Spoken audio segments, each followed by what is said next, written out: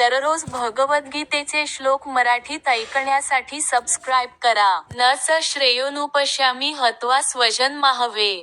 न कांक्षे विजय कृष्ण न च राज्य सुखानीच. या युद्धामध्ये माझ्या स्वतःच्याच नातलगांना ठार मारून त्यातून कोणाचे, कसे कल्याण होणार आहे हे मला कळत नाही. आणि हे कृष्ण, त्यापासून प्राप्त होणारे विजयसुख आणि राज्य याची इच्छा देखील मी करू शकत नाही. तात्पर्य स्वतःचा वास्तविक स्वार्थ हा श्रीविष्णू किंवा श्रीकृष्ण यांच्यामध्येच आहे. याचे बद्ध जीवांना अज्ञान असते. यासाठीच ते शारीरिक संबंधांमुळे आकर्षित होतात. कारण अशा संबंधांमुळेच आपण आनंदी होऊ शकू असे त्यांना वाटते. जीवनाबद्दलच्या अशा अंध कल्पनेमुळे त्यांना भौतिक सुखाच्या कारणांचाही विसर पडतो. अर्जुनाला क्षत्रियांच्या नीतिमूल्यांचा सुद्धा विसर पडल्याचे दिसून येते.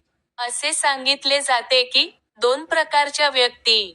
उदाहरणार्थ, श्रीकृष्णांच्या प्रत्यक्ष आज्ञेनुसार युद्धभूमीमध्ये लढता लढता मृत्यू पावणारा क्षत्रिय आणि आध्यात्मिक जीवनाला पूर्णपणे वाहून घेतलेला संन्यासी. या दोन प्रकारच्या व्यक्ती मृत्यूनंतर शक्तिमान आणि देदीप्यमान अशा सूर्यलोकामध्ये प्रवेश करण्यास पात्र होतात. नातलगांची तर सोडाच, पण स्वतःच्या शत्रूचीही हत्या करण्यास अर्जुन टाळाटाळ करीत आहे. ज्याप्रमाणे एखाद्याला भूक नसेल तर त्याचा स्वयंपाक करण्याकडे कल नसतो त्याचप्रमाणे अर्जुन युद्ध करू इच्छित नव्हता.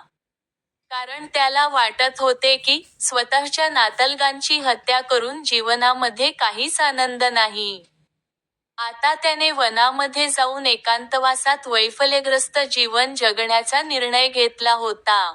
क्षत्रियांना इतर कोणताही व्यवसाय स्वीकारता येत नसल्याने क्षत्रिय या नात्याने त्याला स्वतःच्या अस्तित्वाकरिता एका राज्याची आवश्यकताही होतीच. तथापि, अर्जुनाकडे राज्यच नव्हते. आपल्या चुलत्यांशी व बांधवांशी युद्ध करणे आणि आपल्या पित्याद्वारे वारसाने चालत येणाऱ्या राज्यावर पुन्हा हक्क सांगून ते राज्य प्राप्त करण्याची एकमात्र संधी अर्जुनाकडे होती. पण असे करणे अर्जुनाला आवडत नव्हते. म्हणून तो स्वतःला वनात जाऊन एकांतवासात वैफल्यग्रस्त जीवन व्यतीत करण्यास योग्य समजत आहे.